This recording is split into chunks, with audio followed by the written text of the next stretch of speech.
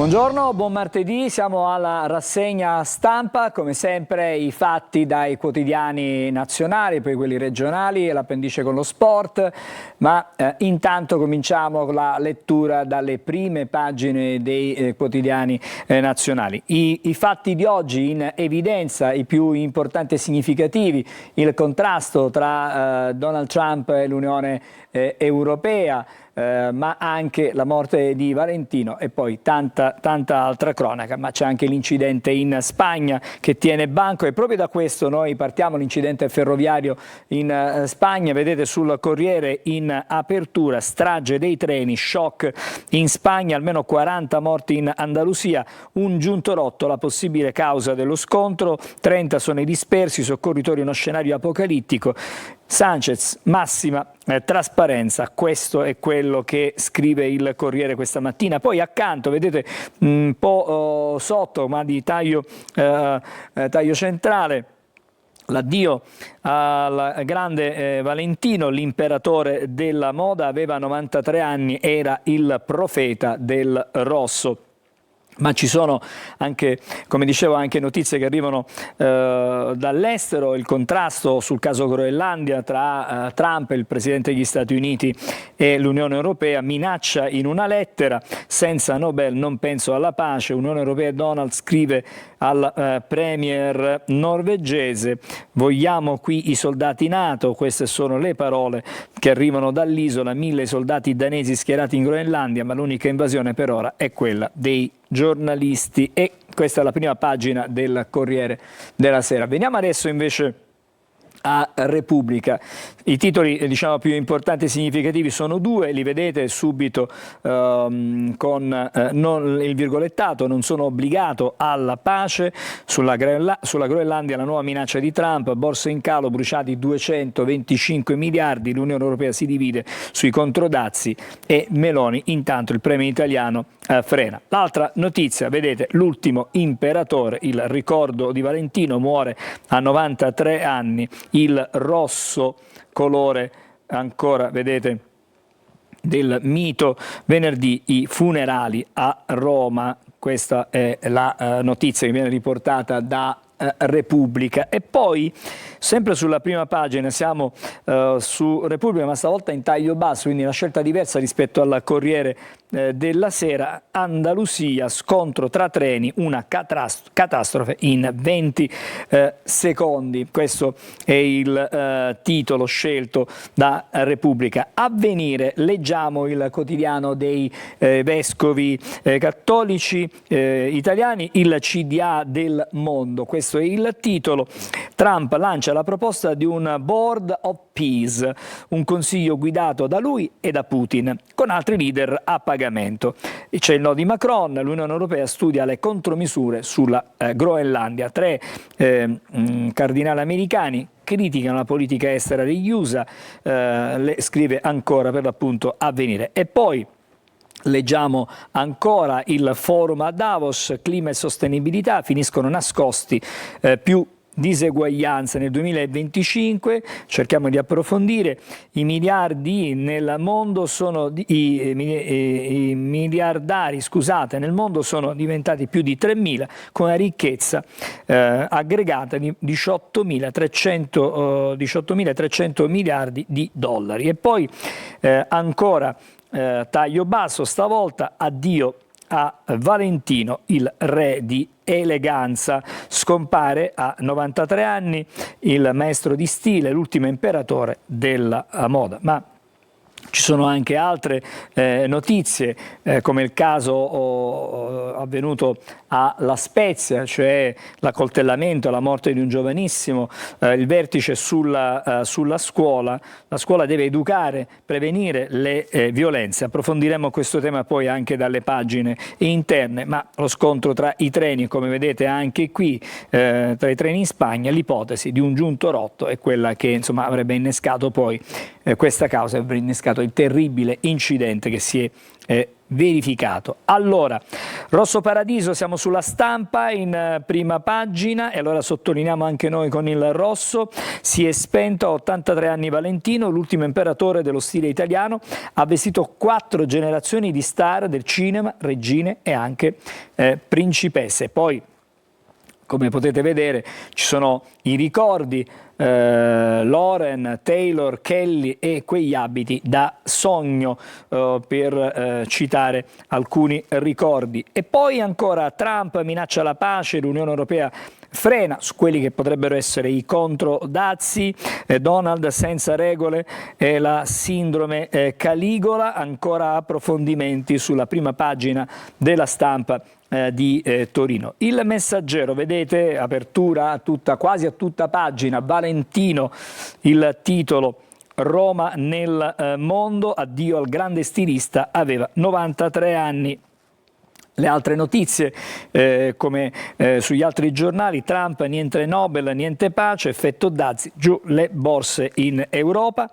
È la notizia di cronaca, una delle notizie di cronaca di stamattina: ha provato a farla a pezzi e bruciarla, la ricostruzione del delitto di Federica, i PM, il marito alienato e senza amici. Questo è l'approfondimento che poi troveremo nelle pagine interne. Le notizie di carattere economico: sul Sole 24 Ore si torna sulla notizia dei dazi, c'è la paura, le borse bruciano 225 miliardi e Trump non arretra, al 100% li farò, c'è lo scontro per l'Artico al centro di tutto questo. In negativo le piazze europee, Danimarca e Groenlandia propongono una missione NATO, record di oro e argento, il presidente attacca Norvegia sul mancato premio Nobel. Ma ci sono anche altre notizie di carattere economico: al via la corsa per rottamare, 13 miliardi di vecchi debiti, istanze entro la fine di aprile. E poi un focus sulla Cina, natalità ai minimi dal 49 con 7,9 milioni di neonati, alcuni numeri, più 5% il PIL cinese nel 2025. E per quanto riguarda l'Italia, ex Ilva, in 14 anni il salvataggio di Stato del maxi impianto è costato 3,6 miliardi dopo l'uscita della famiglia Riva. Adesso lasciamo, intanto le prime pagine, qualche approfondimento. Dal Corriere leggiamo la tragedia in Andalusia e vediamo il titolo scelto per la pagina interna: come una bomba, lo schianto dei treni, 40 morti, 30 dispersi. Poi ci sono anche i racconti e le testimonianze di una superstite, dice: io fortunata, mia sorella incinta invece è grave. Questo sul Corriere. Sempre sul Corriere c'è la ricostruzione, la dinamica, vedete c'è un grafico, il deragliamento del treno 6189 che deraglia all'ingresso del binario 1, la collisione nello stesso istante, e in viaggio sul binario accanto la collisione tra i due treni è molto violenta. Tra il deragliamento e lo scontro passano 20 secondi, troppo poco perché entri in funzione un sistema di sicurezza. E ancora la caduta per la velocità dei due treni e la forza dell'impatto: 2 vagoni dell'Alvia cadono in un terrapieno di circa 4 metri di altezza, causando la maggior parte dei morti e dei feriti. E poi l'ipotesi: c'è un giunto rotto, un buco di 30 centimetri, così sono usciti i vagoni, lo spazio della rotaia si allarga e a ogni passaggio. Dalla notizia di questo gravissimo incidente che stiamo leggendo sul Corriere, adesso invece andiamo a leggere su Repubblica quello che è il braccio di ferro tra Trump e l'Unione Europea. Vedete, Trump attacca l'Europa: senza premio Nobel non penso più alla pace. Queste le sue parole. Il Messaggio: in risposta ad un invito al dialogo del premier norvegese, recapitato poi alle cancellerie del vecchio continente, si occupino di Kiev. Queste sono le parole di Trump. E la Danimarca che chiede più truppe in Groenlandia. Il capo del comando artico: le esercitazioni con gli europei andranno avanti 1 o 2 anni, proposta una missione con la NATO. Adesso invece su Repubblica andiamo a leggere della morte di Valentino, che abbiamo visto su tutte le prime pagine questa mattina. Vediamo insieme: addio Valentino, l'eleganza del genio. È morto a 93 anni lo stilista, icona del lusso, dalla provincia alla consacrazione mondiale, una vita dedicata alla moda. Era nato a Voghera, molto presto se ne va per studiare a Parigi e poi farà di Roma la sua casa. È stato lo stilista delle dive e delle principesse. Con Giancarlo Giammetti ha costruito un impero. E poi ci sono i ricordi, come vedete, sia del capo dello Stato che della Premier.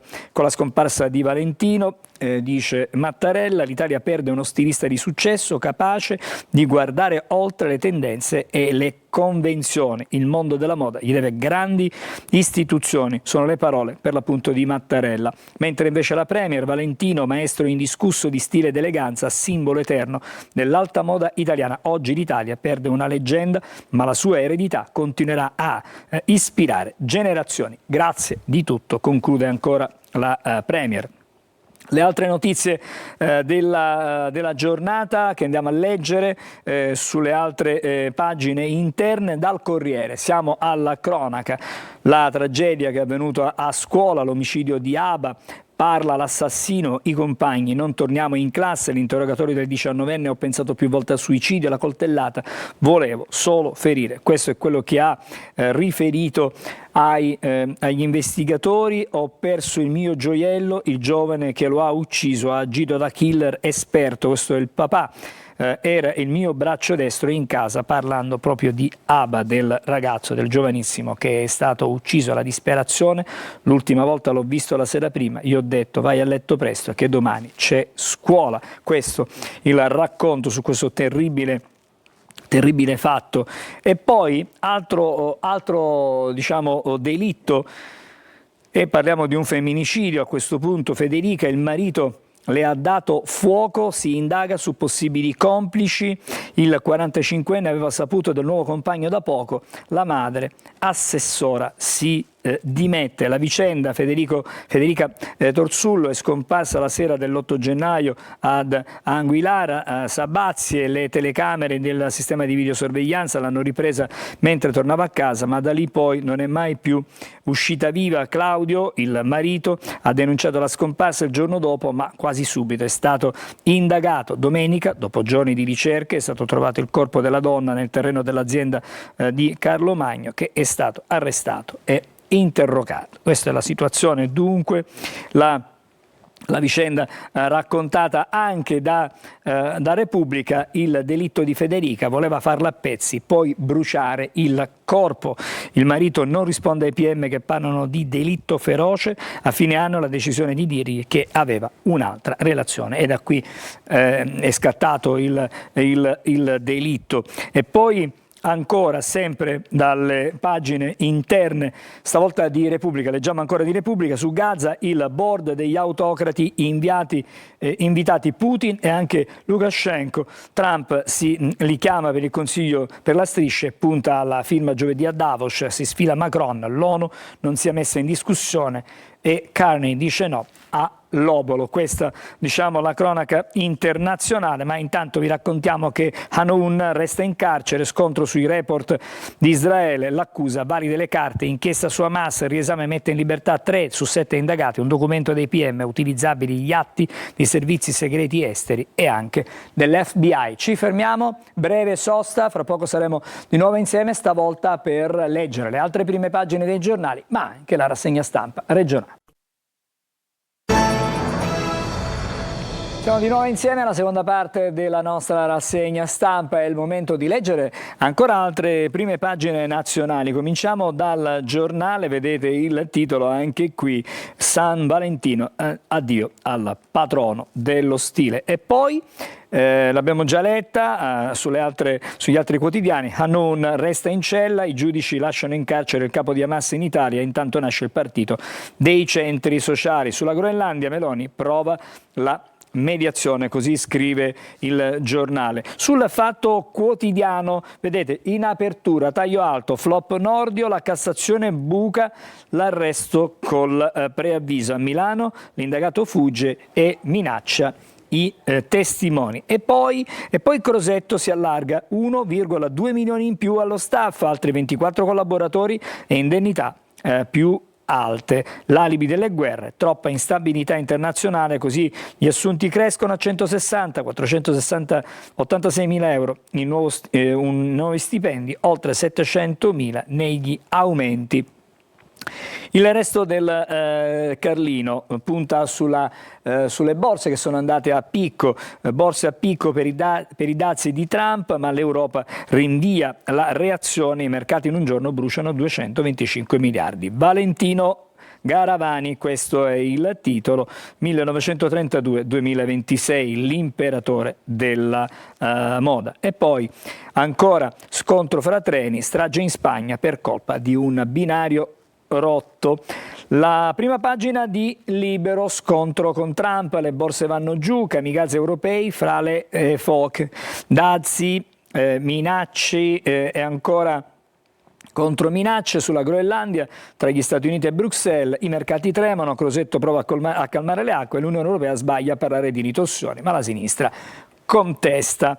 Anche qui vedete la leggenda della moda, addio a Valentino, minacce di morte all'uomo che uccise il ladro rom in casa, paure, siamo in provincia di Varese e sempre dalle prime pagine leggiamo sulla Verità, corruzione condannata, la toga che PM, CSM volevano salvare le correnti, non puntano a fare giustizia, 2 anni e 8 mesi a Lucia Lotti, secondo il Tribunale di Catania chiese aiuto ai politici per diventare procuratrice di Gela, i colleghi erano per la soluzione, il Consiglio Superiore della Magistratura la confermò come aggiunto. E poi i colossi USA alzano i prezzi dei farmaci. A noi Washington ha ridotto i costi dei medicinali salvavita negli Stati Uniti e allora le big pharma americane che cosa fanno? Si rilanciano sull'Europa, si rifanno sull'Europa. Bruxelles tace, così come aveva digerito i miliardari contratti capestro dei vaccini anti-Covid. Anche qui vedete la notizia di quanto accaduto in Spagna, altra tragedia per scarsi controlli, oltre 40 morti. E poi leggiamo Trump ha già vinto, l'Unione Europea divisa sulla Groenlandia. Lasciamo anche la Verità e adesso leggiamo la prima pagina del Manifesto. Il titolo fischia il vento, reportage da Minneapolis che resiste alle squadre naziste dell'IS, dalle chiese ai sexy shop trasformate in campi base, armati di acqua e ghiaccio, i cittadini tengono testa da giorni agli occupanti che hanno ucciso René Gold e i loro fischietti suonano la sveglia per tutti. E ancora, no Nobel, no pace, Trump vuole tutto, questo scrive il Manifesto. E poi sul Tempo di Roma, scarcerate pure gli amici di Hamas, magistrati butta fuori, non bastavano gli indizi, il Tribunale del riesame ha liberato 3 degli indagati per i presunti favori ai terroristi, eppure avevano ruoli chiave nella cupola d'oro che gestiva i finanziamenti. Resta in manette Haunun, questo sul Tempo. Ancora, prime pagine, stavolta vediamo quella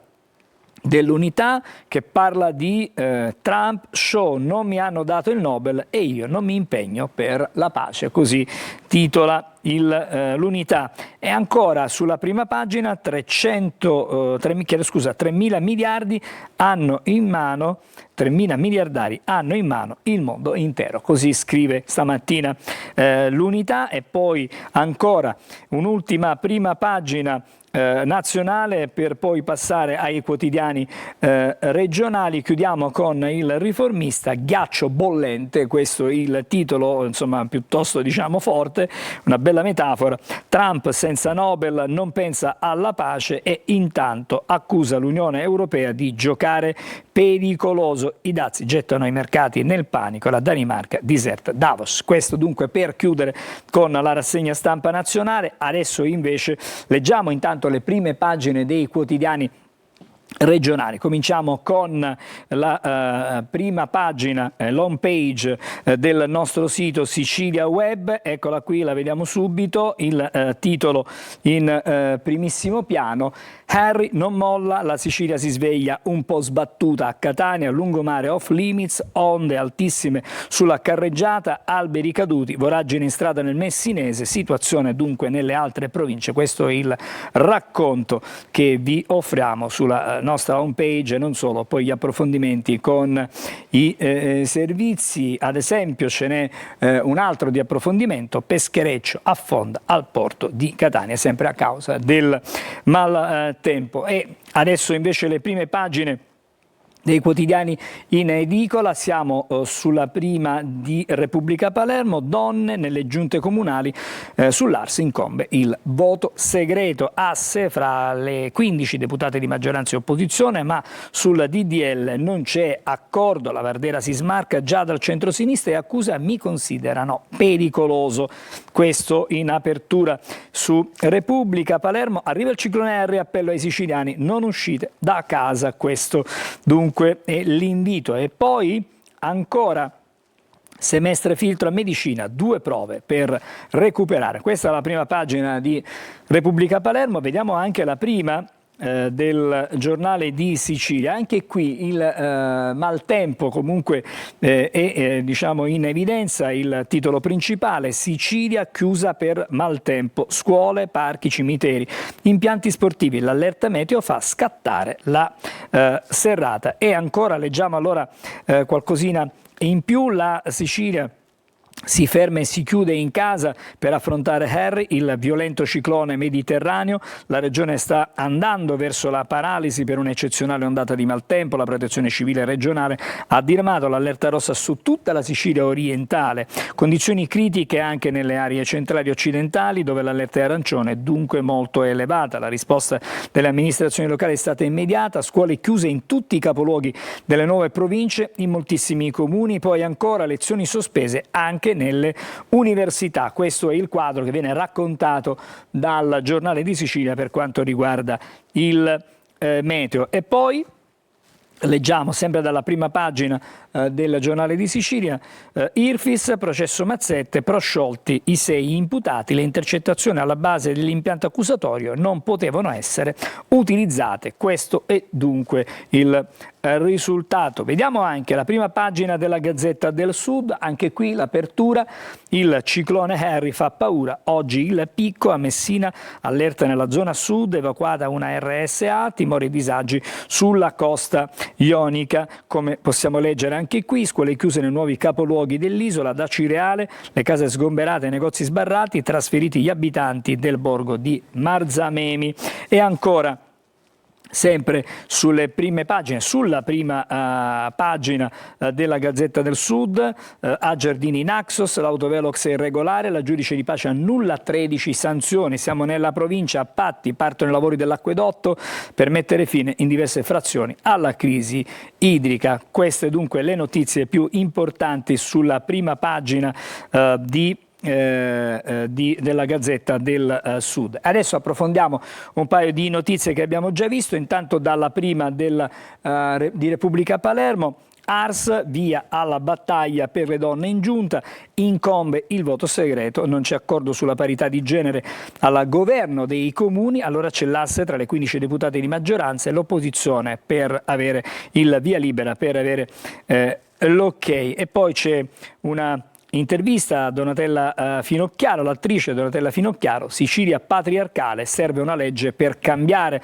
L'attrice catanese, che ha interpretato Rosa Balistreri, lancia un appello affinché l'Assemblea regionale approvi il disegno di legge della cosiddetta discordia, così almeno sembra.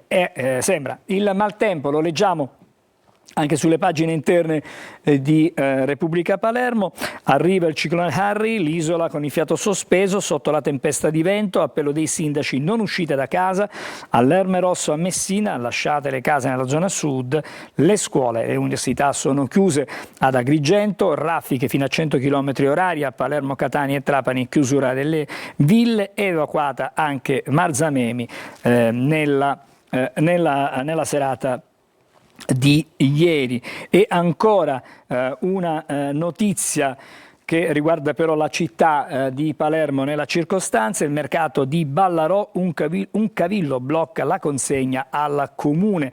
Nell'area di un capannone c'è una particella catastale che non appartiene all'amministrazione, progetto boicottato. Questo è il virgolettato che leggiamo stamattina sul Repubblica Palermo. Siamo adesso invece alla Gazzetta del Sud. Eccolo qui il titolo, stavolta di giudiziaria, l'inchiesta su Stagno dal Contres, la PM decide nuovi interrogatori. Sono stati convocati in procura per essere sentiti la segretaria dell'ex primario di chirurgia plastica del Policlinico, nonché la caposala, l'ostetrica e il dirigente Fazio. Intanto ha affidato l'incarico al consulente per estrapolare dati ritenuti utili da tutti i telefonini che sono stati sequestrati. Sempre a Messina, accoltellò il marito il giorno di Natale, la moglie va ai domiciliari. La 49enne che aggredì il 55enne esce dal carcere, il riesame ha accolto il ricorso dei suoi avvocati. Ancora una pagina, sempre dalla Gazzetta del Sud, la formazione dei giovani disoccupati, la regione Lumaca, sono stati tagliati i fondi. Il programma chiamato GOL, che sfrutta fondi comunitari anche del PNRR, non ha raggiunto i risultati attesi nei primi 2 anni di investimenti. C'è l'ira degli enti che promuovono questi corsi e lo stop a incertezze e ritardi. La richiesta, pensate, adesso vediamo un po', l'isola nelle retrovie, da questo punto di vista, incasserà appena 52 milioni contro i 126 della Puglia e i 450 della Campania. E noi ci fermiamo qui per quanto riguarda la rassegna stampa di questo martedì. Grazie per essere stati con noi, a tutti voi l'augurio di una buona giornata.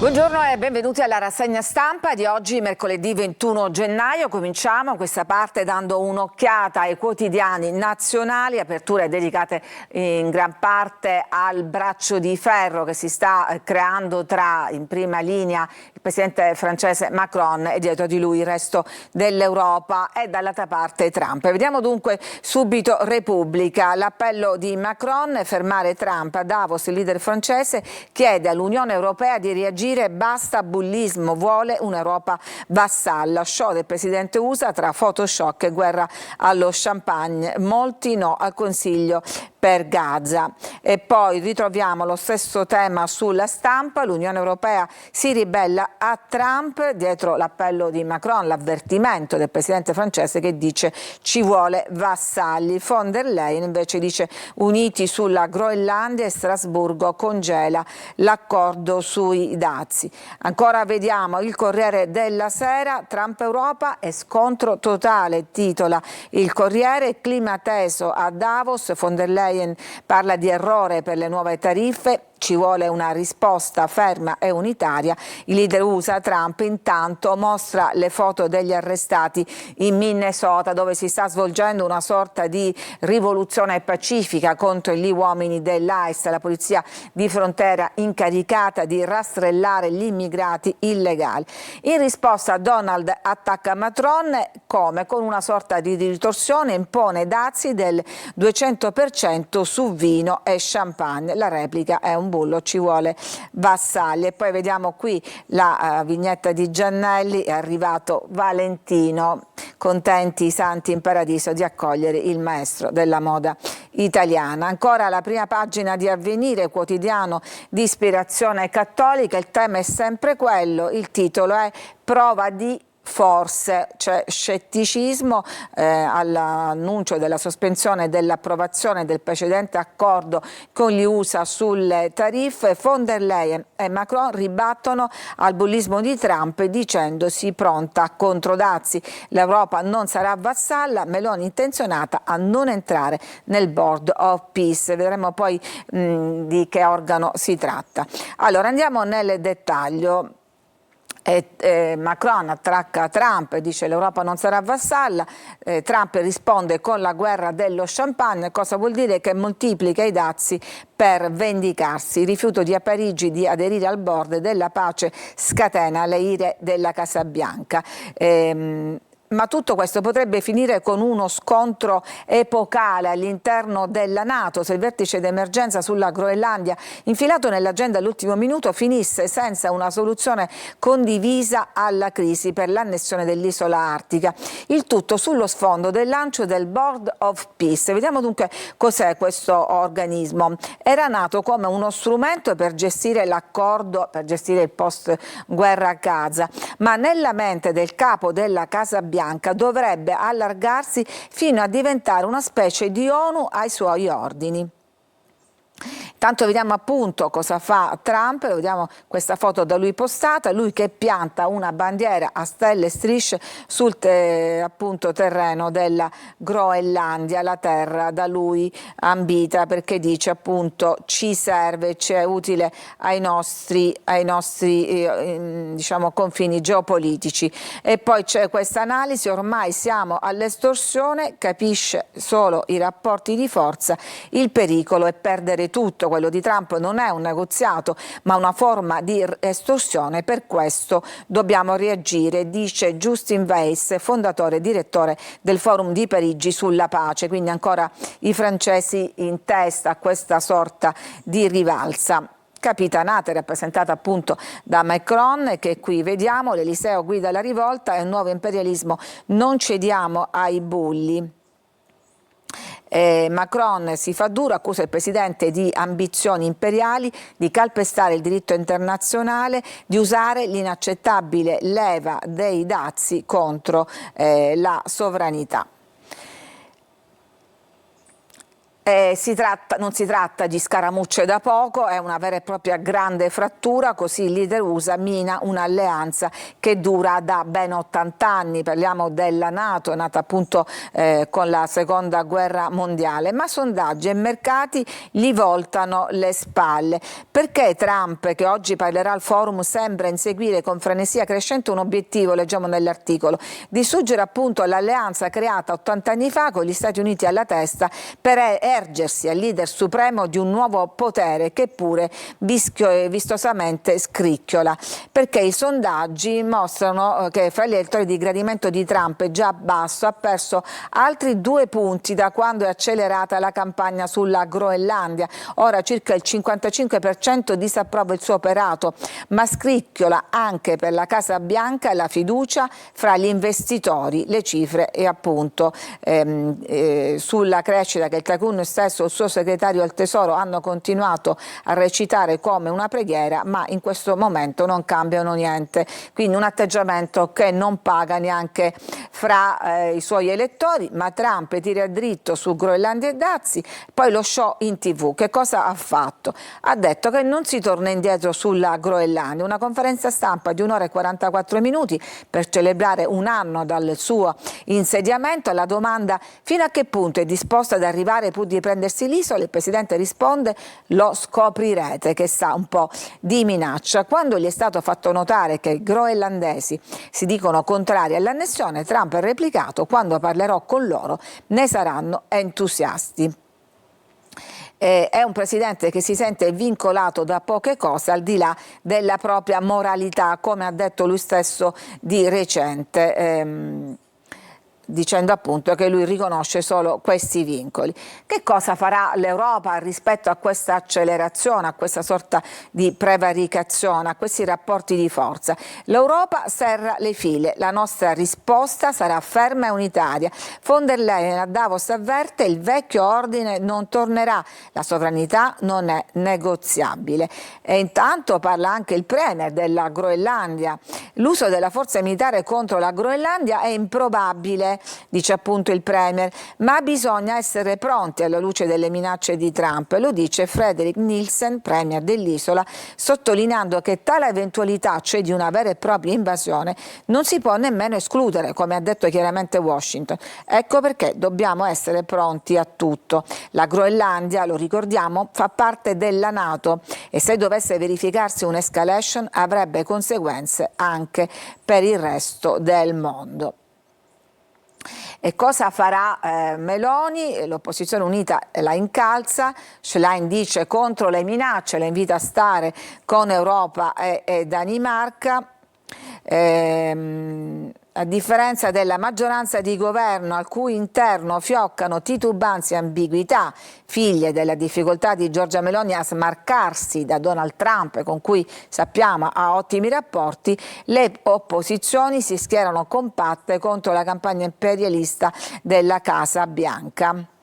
Le mire trampiane sull'Artico ristabiliscono i confini fra destra e sinistra, fra chi difende la libertà dei popoli ad autodeterminarsi e chi invece è disposto a barattarla per convenienza politica. Ma come sempre la politica a volte partorisce anche dei compromessi. Lasciamo stare questa pagina internazionale, sia pure molto inquietante, per rendere omaggio a Valentino, imperatore della moda italiana che se n'è andato a 93 anni, il mondo è in lutto, omaggio a Valentini con le rose e l'inchino di Roma. Giammetti, compagno e socio di una vita, dice questa è casa sua. Eccolo qua, Giammetti lo ricorda, starà sempre con me e con chi gli ha voluto bene. Tante le commemorazioni da parte del mondo del cinema e della moda, parla per esempio l'ex top model brasiliana Gisele Bündchen, dice un genio, mi sono sentita speciale, e poi anche il nostro Fiorello che ricorda Valentino con un grande sorriso, un italiano che ha portato la moda nel mondo, lui lo ricorda, mi diedero un riconoscimento, io ero seduto in prima fila, alla mia sinistra Valentino, alla mia destra Rita Levi Montalcini. Valentino mi squadrava dalla testa ai piedi, poi dai piedi alla testa, sicuramente stava pensando ma come si è vestito questo? E parlando di politica internazionale, Trump ha messo in piedi il Board of Peace. Va bene, questo ci riporta alla notizia di inizio, insomma Fiorello si sentiva un po' scrutato e osservato e anche giudicato dal re della moda che si trovava accanto. Naturalmente accanto al cordoglio e al ricordo c'è poi un patrimonio da dividere fra gli eredi, un cospicuo patrimonio tra soldi, conti e società di Valentino Garavani, tra l'altro c'è questo splendido yacht, c'è anche un castello, yacht, villa e un castello, il patrimonio da favola tra finanziarie e holding. E poi veniamo all'incidente ferroviario della Spagna, sappiamo c'è stato domenica un gravissimo incidente con 40 morti, purtroppo non è stato l'ultimo, è seguito da un altro deragliamento proprio ieri, qui c'è stato solo un morto, solo si fa per dire, diversi feriti, tra i feriti dell'Andalusia anche il re Felipe, intanto le vittime della strage di domenica salgono a 42. Andiamo avanti con l'omicidio, quello che ormai si delinea come un chiaro femminicidio di Federica, il cui corpo ritrovato all'esterno dell'azienda del marito, colpita con 23 coltellate, un accanimento agghiacciante. Per la prima volta viene contestato all'uomo il femminicidio, secondo il reato aggravato dall'ultimo intervento legislativo che prevede anche l'ergastolo per questi casi. Il corpo martoriato, la donna ha provato a difendersi, restano però alcuni punti oscuri. E poi invece la storia del giovane studente di La Spezia accoltellato da un coetaneo per motivi pare di gelosia, girava una foto, si era detto in primo momento che ritraeva la sua ragazza con un altro giovane, adesso si apprende, lo leggiamo sul giornale, che questa foto era stata modificata con l'intelligenza artificiale, rappresentava i due ragazzi, amici sin da bambini, che si abbracciavano, una foto che è finita anche sul telefono dell'assassino e questo ha probabilmente scatenato la furia. e chiedono alla sua ragazza: è possibile che Zuhair abbia ucciso solo per delle foto? Sembra assurdo, dice lei, ma è partito da lì. Avevano litigato, poi gli avevo fatto fare pace dicendo a entrambi di smettere, e poi invece sembrava tutto risolto. Poi ho sentito la vittima urlargli una frase in arabo e ridere, e poi invece l'assassino si è presentato nella sua classe con il coltello sporco di sangue. Io rimango pietrificata. Lui rideva, comodo e menefreghista. Non era lui, sembrava posseduto. Veniamo alla strage di Cran Montanale, parole sciocche di Moretti: dopo i controlli era tutto ok, siamo vittime anche noi, sul conto solo 493 franchi, forse, è solo un'ipotesi, è stato ripulito. E poi così negli ultimi istanti parliamo dello stop del TAR a Bologna Città 30, ovvero il limite dei 30 km orari, esulta il centrodestra, ma il sindaco vuole andare avanti. Tra l'altro il limite orario che è stato imposto anche adesso nella capitale, a Roma. Ci fermiamo, c'è adesso una pausa, torniamo tra poco per dare un'occhiata all'informazione regionale. Bentrovati alla seconda parte della rassegna stampa di oggi, mercoledì 21 gennaio. Vediamo dunque l'informazione regionale partendo dal sito Sicilia a Web, che dedica l'apertura naturalmente all'ondata di maltempo che ha flagellato la Sicilia. La nottata è passata, ma la Sicilia è a pezzi. Il lungomare non esiste più. Il lungomare a cui si riferisce la foto che vedete è quello di Santa Teresa di Riva, dove non soltanto si è aperta una voragine sempre più ampia sulla strada, ma come vedete anche il lungomare, si intravedono addirittura tutti i cavi sottostanti. Eccolo qua, il ciclone Harry nella notte si è abbattuto con violenza sull'isola, enormi i danni, ma il peggio sembra passato e in diverse zone, anche Catania e i dintorni, finalmente si è affacciato il sole. Ma non soltanto a Catania, come abbiamo visto stamattina nella nostra trasmissione, anche il lungomare di Catania è stato tremendamente danneggiato. Notte tremenda anche all'Oasi del Simeto, il video dei soccorsi. In queste immagini diffuse dal Corpo Forestale, il soccorso di chi abitava appunto in questo villaggio lungo la costa sud di Catania, in cui è stato salvato anche il cagnolino di una famiglia. Ma adesso andiamo a vedere invece le prime pagine dei quotidiani regionali. Partiamo dalla Sicilia, quotidiano di Catania: la tempesta perfetta, mareggiate e crolli, Harry non dà trega, ulteriore peggioramento, ma in realtà, come abbiamo visto, la nottata in qualche modo ha tenuto. Poi la conta dei danni, e qui vediamo la voragine che si è aperta ancora sul lungomare di Santa Teresa di Riva nei primi momenti, perché poi si è ulteriormente allargata. E poi qua vediamo la storia, la famiglia nel borgo. Questa è la storia della bambina, l'ultima, della scuola più piccola di Europa. Lei abita a Ginostra, frazione di Stromboli, per la quale tornerà una maestra tutta per lei. Lei dice: non vedo l'ora di conoscere la maestra che appunto dovrà trasferirsi sull'isola. Repubblica Palermo, apertura tutta sua con questo cartello fra le donne dell'Ars, un cartello trasversale, scusate.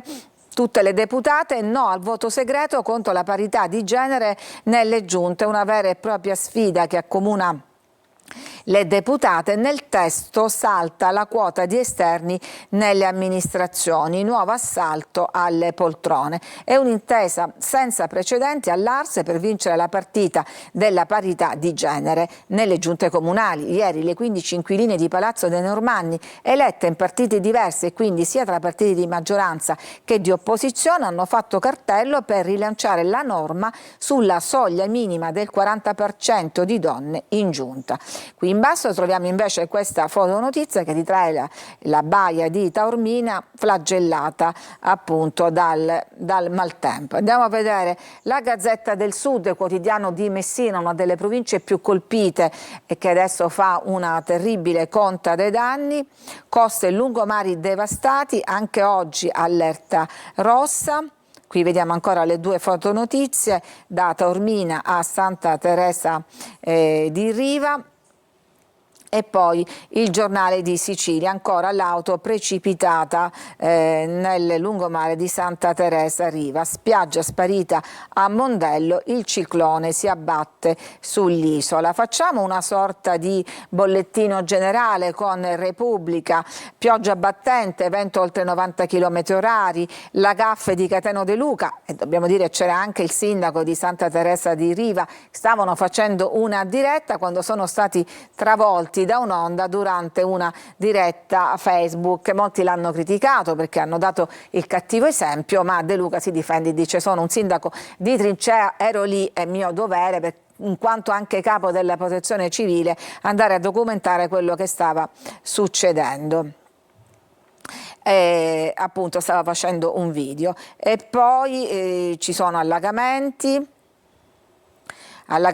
smottamenti, alcune centinaia di persone evacuate in via precauzionale, un solo ferito, l'automobilista caduto con l'auto in una gigantesca buca. Certo, non è stata una grande idea andare a fare un video a pochi metri dal mare, a Cateno De Luca è andata bene ma poteva finire in tragedia, commenta Salvo Coccina, direttore regionale della protezione civile, che non ha fatto altro che raccomandare prudenza. 1000 volontari sono sul territorio per mitigare gli effetti del ciclone Harry, attivati 330 centri operativi comunali, i COC, che ieri hanno ricevuto oltre 2000 telefonate. Il bilancio provvisorio è di poco meno di 1 migliaio di interventi, 380 comuni hanno chiuso le scuole, oggi restano a casa ancora gli studenti di Catania, Messina, Siracusa, Enna, Trapani e Agrigento. A Ragusa entrano alle 9 per consentire una verifica di eventuali danni, perché naturalmente queste piogge così intense e persistenti possono avere provocato infiltrazioni d'acqua. A Palermo sono 200 gli interventi, ma tutto sommato a Palermo è andata meno, tanto che i palermitani delusi dalle previsioni meteo. L'uragano alla fine, dicono, non arrivò. E poi una buona notizia: è stato ritrovato il pulmino dei disabili della CNA, un'associazione appunto che portava in giro per fare delle esperienze a questi ragazzi. Era stato rubato, impedendo loro di svolgere la loro attività. È stato ritrovato, ma purtroppo in condizioni pietose, e quindi si conclude con un misto di amarezza da una parte e profonda gratitudine alla vicenda del furto del pulmino di Lab 360, uno spazio aggregativo dedicato a bambini e giovani con disabilità.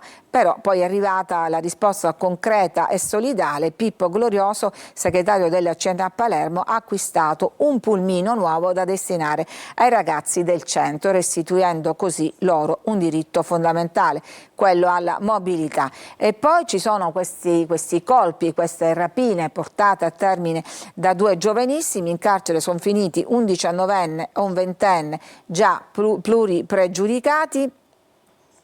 La buona notizia riguarda poi Catania, che supera la prima selezione, entra nella rosa dei finalisti candidati a Capitale della Cultura 2028. Catania c'è tra le 10 città scelte, ma dovrà aspettare 26 e 27 febbraio per la selezione finale. Ci sarà un'audizione dove verrà presentato il dossier Catania Continua, 60 minuti per esporre il dossier, di cui 30 per la presentazione del progetto, 30 per rispondere alle domande. La Capitale Italiana della Cultura riceverà un contributo da 1 milione di euro per trasformare il progetto in un programma concreto.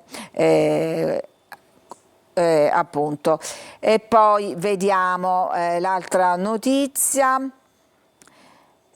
Siamo adesso in città, il mare si prende la città, da oggi si valutano i danni. È stata più che una profezia, perché effettivamente le mareggiate hanno fatto dei danni ingentissimi al lungomare di Catania, che è stato demolito in alcuni punti, cittadini tappati a casa, resta l'allerta rossa e pure la paura. Anche oggi c'è un'allerta, non dimentichiamolo, anche se è spuntato il sole, la zona costiera quartiere di San Giovanni Licuti è stata la più colpita, con la mareggiata che ha travolto un ristorante e la zona compresa tra Piazza Europa e Ognina interdetta al traffico. Le immagini della città deserta ci rimandano al 2020, ai tempi del lockdown, quando eravamo tutti chiusi in casa, certo allora non per 2 giorni ma per quasi 2 mesi. Allora come ora però sotto la pioggia la città resiste, aspetta paziente che torni il passo umano e che quel silenzio un po' surreale prima o poi finisca.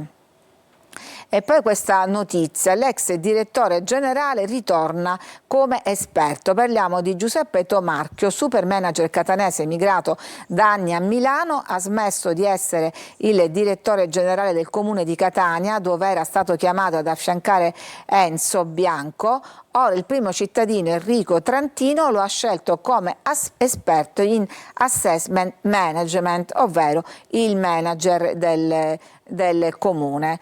E ancora sul maltempo, da Torre a Riposto, litorale devastato da fango e detriti, in particolare appunto su questo litorale, a Fondachello il mare ha invaso le strade, restano ancora fuori dalle loro abitazioni le famiglie evacuate a Capomulini, a Santa Maria alle Scale, è caduto un albero ad Adrano vicino al liceo Verga, alberi abbattuti dal vento a Mascalucia e Trecastagni, ma naturalmente il bollettino viene continuamente aggiornato. E poi una notizia che ci arriva da Palermo, dove si moltiplicavano gli episodi di violenze sugli autobus, adesso arriva il panic button, ovvero un tasto contro le aggressioni che serve a dare immediatamente l'allarme perché è collegato con una centrale di polizia.